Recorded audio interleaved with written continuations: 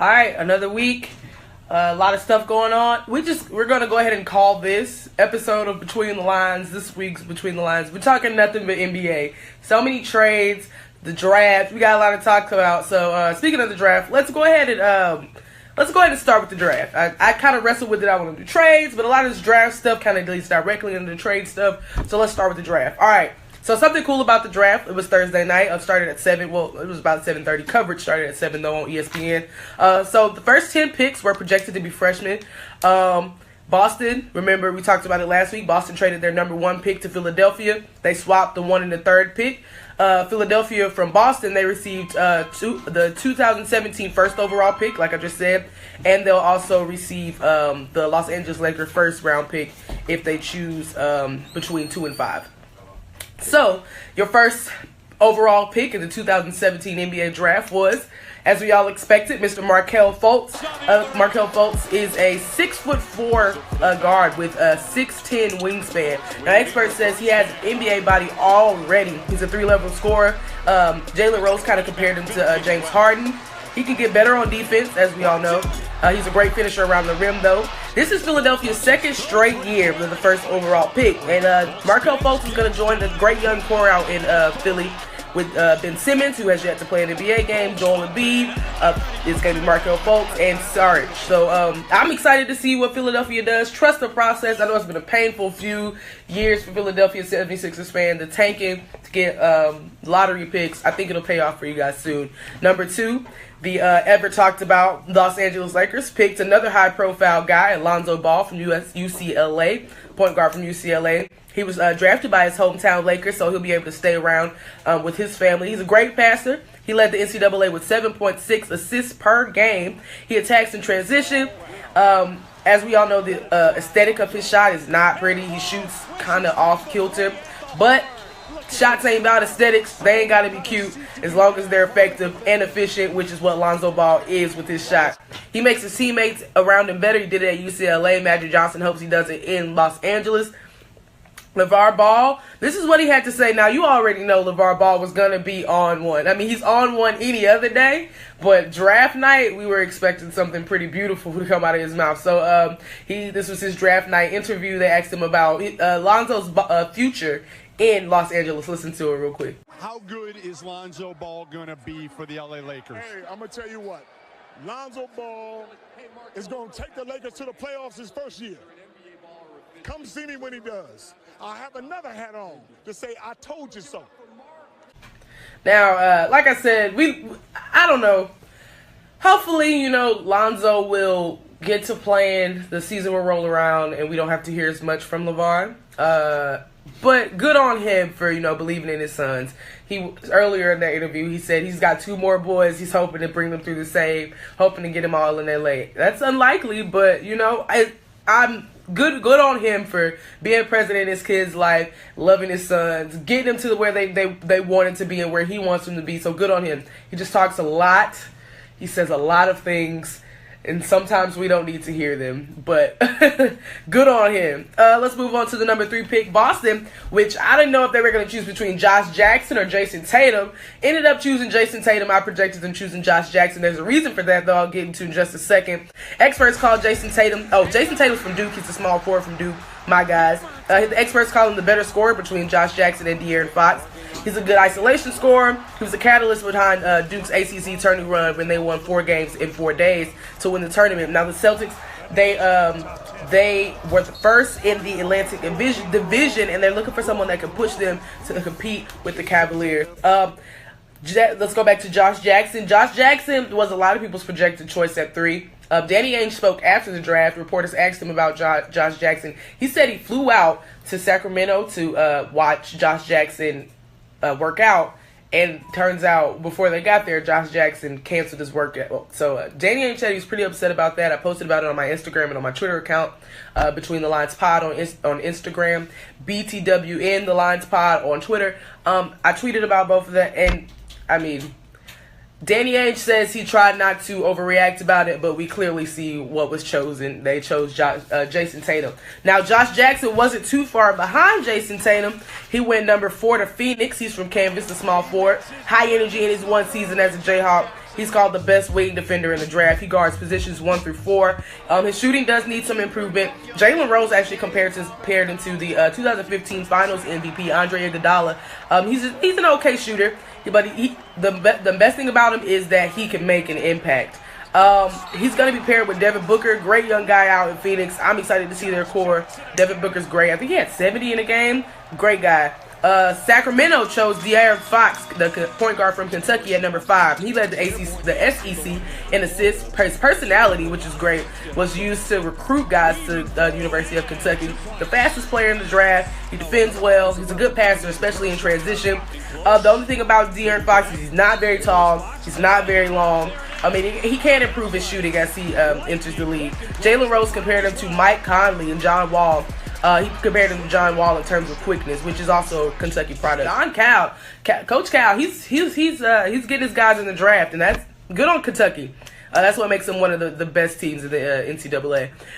Number 6, with the number 6 pick, Orlando chose Jonathan Isaac from Florida State, the small forward.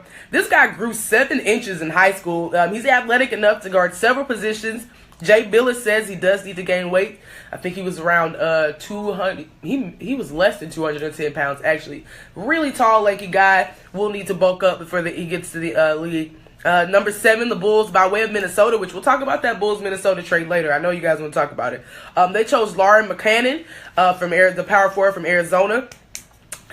He's a shooter, which is good for the Bulls, who were 28th in the league in three-point position. He's a big man that can stretch the floor. He's been compared to Channing Frye out there in Cleveland. Number 8, the New York Knicks chose Frank Ntilikina. I've been practicing his last name since the day I heard it, so I would not sound silly on the radio.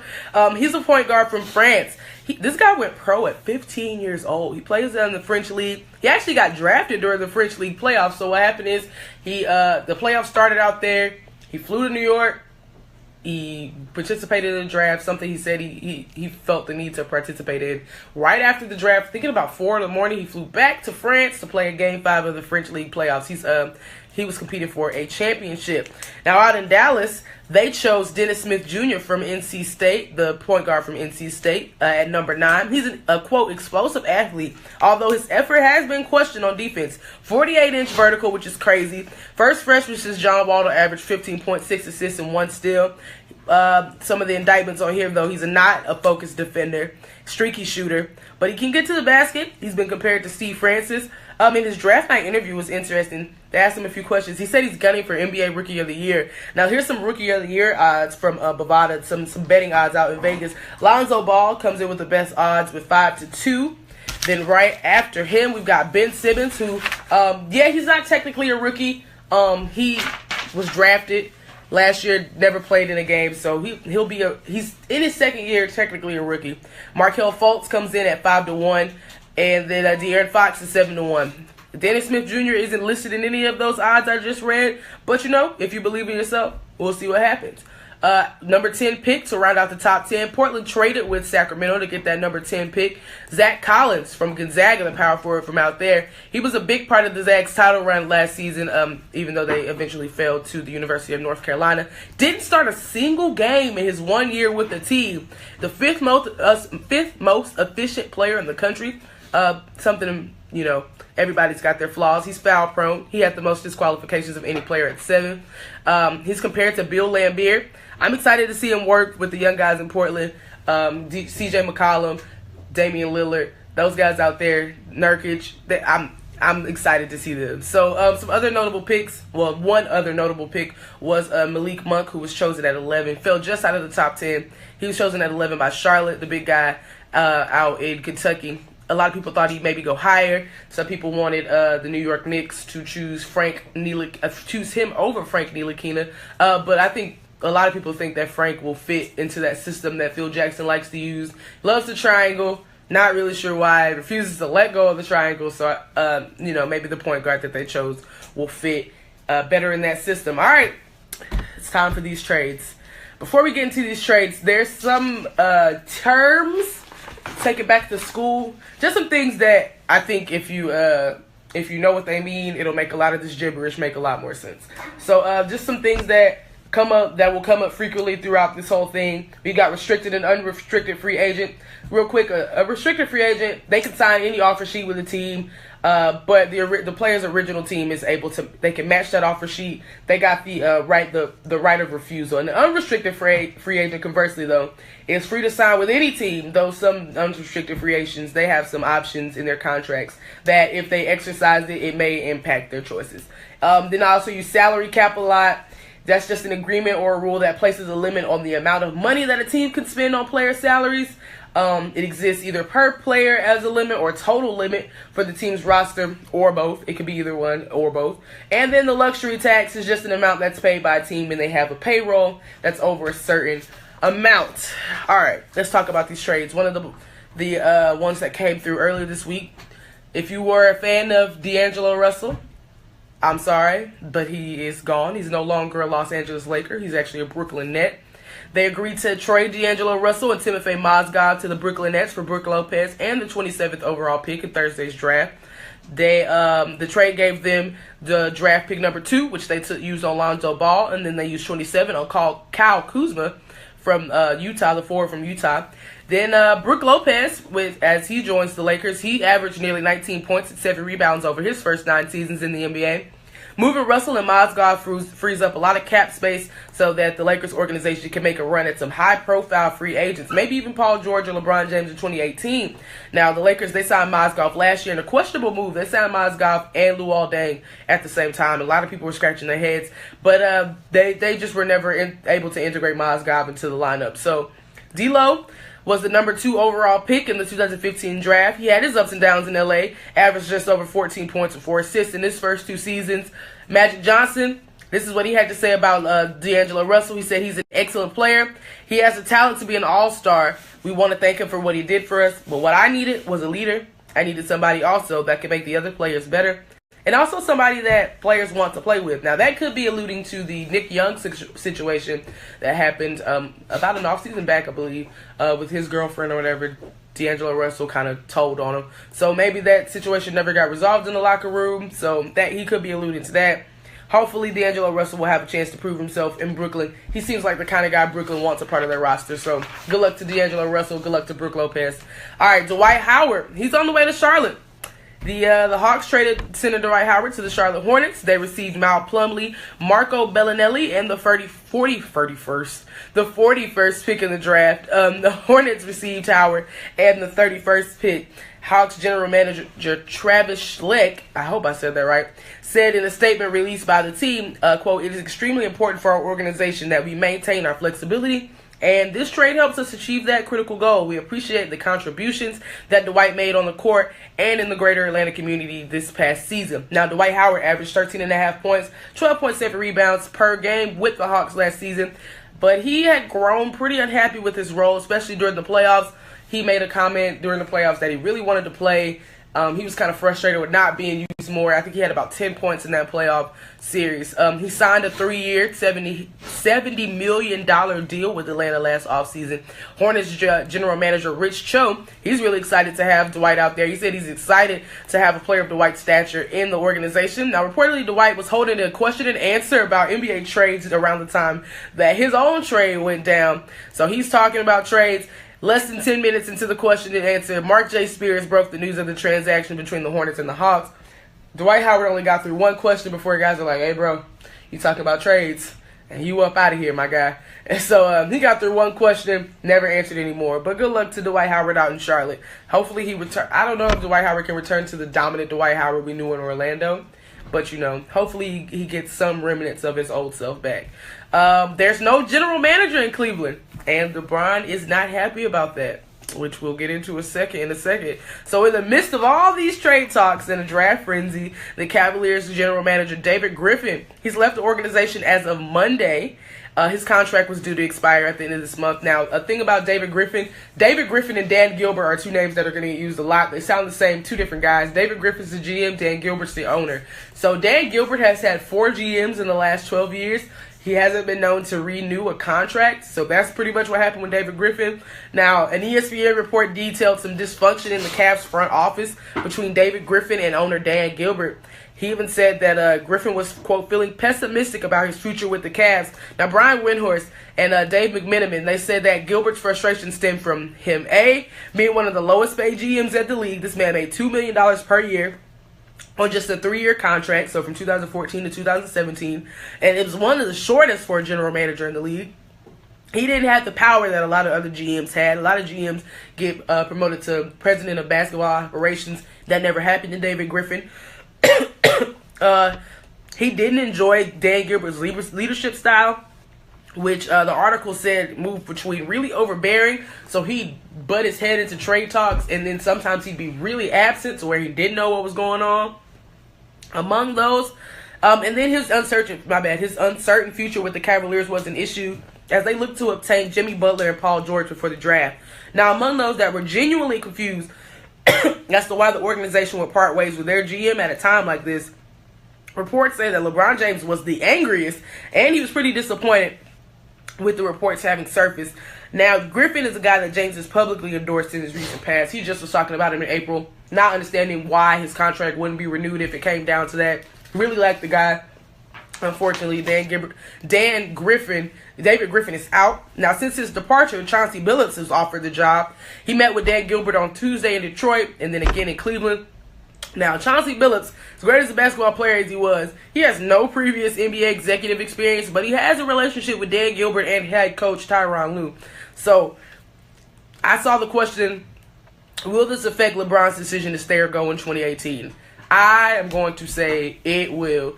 If LeBron needed any extra reason, not making it to the lineup changes, the leadership, not making it to win it all, and now this, if he needed any reason to leave Cleveland in 2018, this was the final nail in the coffin. I don't believe that LeBron James will be a Cleveland Cavalier too much longer after this. I think it's a wrap for him in Cleveland, and it sucks. It definitely sucks for Cleveland fans who are just now grasping some sort of normalcy and some sort of greatness to know that LeBron James, he probably won't be here any longer. All right, so speaking of LeBron, Kyrie Irving's he said, this is a rumor, he said he may force a trade if LeBron leaves in 2018. Not sure where he would go, considering that the Bulls were maybe a front runner, but that faded with the trade of Jimmy Butler on Thursday. Like I said, just a rumor. If I was Kyrie, I'd probably leave. But then you kind of pass up the chance of being the guy like you wanted to be. He said that a couple times this season, how he's got to learn to adapt. So maybe he wants to be the guy. Maybe he wants to win. We'll see what happens with that. All right, Paul George. I talked last week about Paul George saying he wanted to be out of Indiana. Talks kind of intensified a little bit more this week. He went public, letting the world and the Pacers know at the same time that he doesn't plan to be in Indiana much longer. He'll be a free agent at the same time LeBron James is in 2018. He said the Lakers are his first and his preferred destination. The New York Post reported that Kevin Pritchard, which is the Pacers GM, he said it couldn't have came at a worse time. If we had known this a few months ago, I think we could have been more prepared. Becoming public was a big issue, which I agree with. So most of us know he didn't want to remain a Pacer, but now the Pacers are looking to get him out a bit sooner because they want to get something for him. If they let him leave in free agency, they don't get anything for him. There's no trade market for him. He just leaves. So if Paul George, I don't know, if I was him, I probably wouldn't have made it that public. I would have said something to maybe my management and alerted the Pacers a little later on. It's not that the Pacers didn't know. I don't believe that they didn't know. This has been talks for a year. But they're going to, I would say they move him. If I'm the Pacers, I'd move him so I can get something for him. Now, if I'm the Lakers, I'm not looking to obtain him because the Lakers know that he wants to be there in free agency. So hold off a year. Michael Smith and Jamel here were talking about Paul George being on a rental type basis with the Cavaliers. I don't really see Paul George going to the Cavaliers, especially with David Griffin gone. There's no leeway. There's no general manager. I don't see anything happening with that. So this situation will be interesting to watch develop. The New York Knicks are going to continue the New York Knick.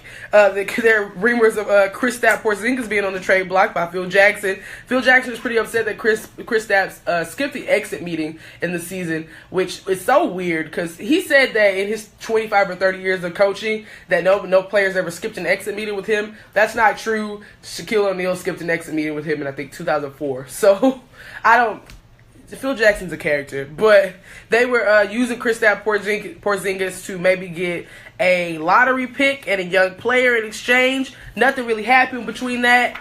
Kristaps' mom, who's also a part of his management team, says Kristaps wants to be in New York and win.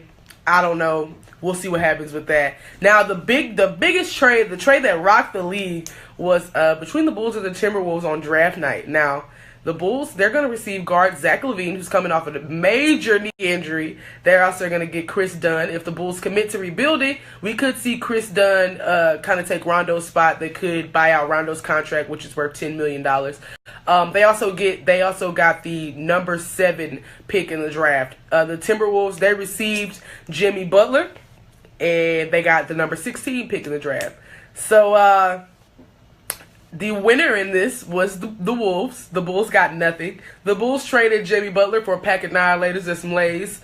I don't know what they were thinking. Jimmy Butler's going to be a great addition to that young core out in Minnesota, though. With Karl-Anthony Towns, Andrew Wiggins, they're gonna be great to watch. No, I think they're gonna get better immediately. Not too much better. They had a big problem with finishing games last season, so maybe Jimmy Butler's veteran leadership, he's been in the league for 6 years. Hopefully his leadership will kind of push them to finish games, but I'm excited to see them. Now, with the Bulls, on the other hand, they're going to be bad for a long time. I'm not sure what they were thinking. Like I said, they gave Jimmy Butler away for nothing. I don't even know why they wouldn't look. Well, they were looking at the Cavaliers, but Jimmy Butler said he'd like to remain a Bull. Then they were looking at the Celtics. The Celtics really couldn't get anything going. We all know, if you're a Celtics fan, you know how Danny Ainge is about having his picks and his assets, and we're kind of just waiting on him to jump and make a trade. Didn't make a trade for Jimmy Butler. They didn't want to give up the number 3 pick or the next year's pick that they got from the Nets.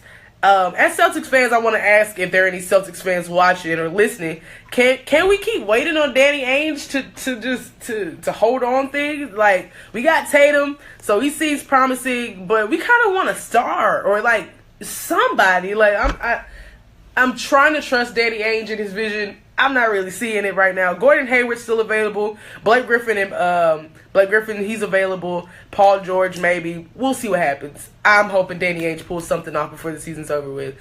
Speaking of Blake Griffin and Chris Paul, they just opted out of their contracts yesterday. The Vertical reported that Griffin and Paul opted out of their contracts, making them both unrestricted free agents this offseason.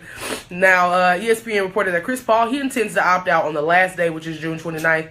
Free agency begins on July the 1st. It's widely known that Paul's looking for his best chance at a deep playoff run late in his career. I think the best situation for him definitely would probably be the Spurs if he's looking for a deep playoff run in a system that kind of fits his style of play. Not sure where Blake Griffin will land. Maybe he'll just end up re-signing with the Clippers. I think that Chris Paul is gone unless they can try to convince him that if you stay now, we can make a run at LeBron James in 2018 free agency. If they can't convince him of that, I see Chris Paul as good as gone. Guess what? The salary cap has raised. The NBA notified the league of the increase in a memo on Wednesday. The cap is going to increase to $99 million, which is about $2 million less than projected. In addition to the cap increase, the luxury tax has been lowered from the projected $121 million to $119 million.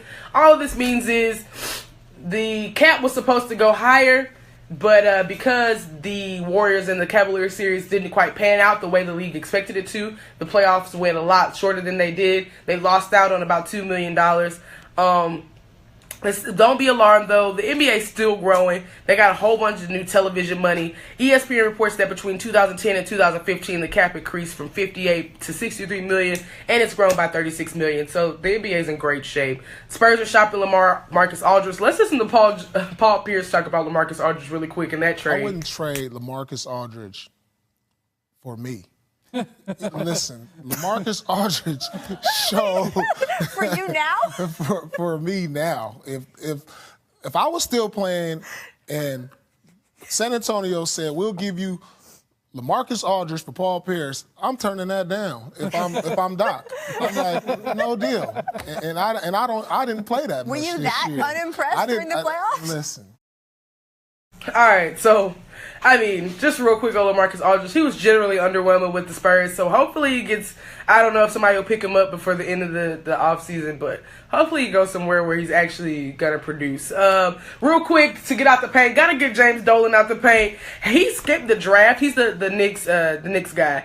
There's no better way to explain James Dolan except for the guy who keeps screwing up for the Knicks. He was heckled at a performance. Instead of going to the draft, his band performed in Manhattan. It doesn't make any sense what they do in New York. This organization is really bad. But he decided to perform with his band. And because God just don't like ugly, he was heckled by two guys telling him not to quit his day job. Let's listen to that really quick. It's really funny, guys.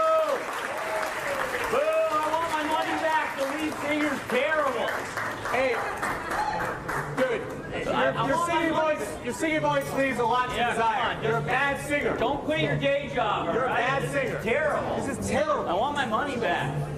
Well, I want my money back. I think. I too would want my money back. I listened to the performance before. Oh my. It was the worst thing it was just like this weird dad band type stuff. It was weird. Anyway, let me tell you what to watch. The Brewers at Braves, that comes on at 4:10 on Fox Sports. Then if you're looking for a little WNBA action, the Los Angeles Sparks versus the Indiana Fever, that's going to be on at 7 p.m. on NBA TV. Also, if you're looking for a great laugh and just a whole bunch of unexpectedness, watch the BET Awards on Sunday. I don't know what to expect, to be honest. I heard New Edition was performing, so we'll see about that. Thanks for listening to this really long and informative episode of Between the Lines. A lot of talking, but it all means something, I promise. I'll see you next week. This was WEZO The Blaze. This is 12:30 a.m., where we're more than just music. We're where radio should be. I'll see you next time on Between the Lines. Bye-bye.